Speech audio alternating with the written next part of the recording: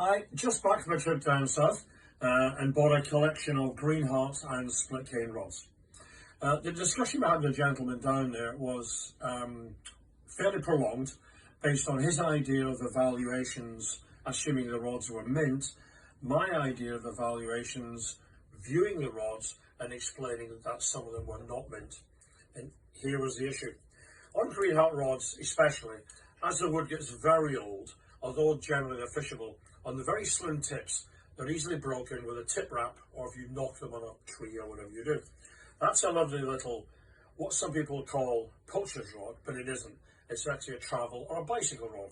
So this would fit in its bag and tie under the frame, the crossbar of your bike, and away you would go fishing. That's very nice. This is a hardy Greenheart rod from around about 1890. You would assume, not being an expert or specialist, that this is worth a lot of money. However, we have an issue. If we take the tip section, take the butt section, put them flat, put the two pieces flat on your base or your hand together, and look at where the tip ends up. We have around about 10, 12 inches missing. Now, in collector's terms, that knocks it clean out the market.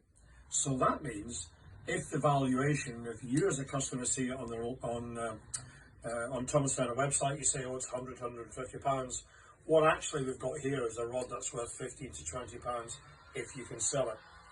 Some of the people restore rods.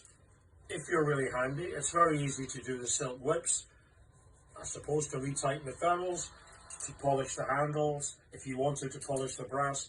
But what most people cannot do is make up this 12 inches of missing length, unless you've got a wood lathe and you're very experienced and you have a piece of Greenheart.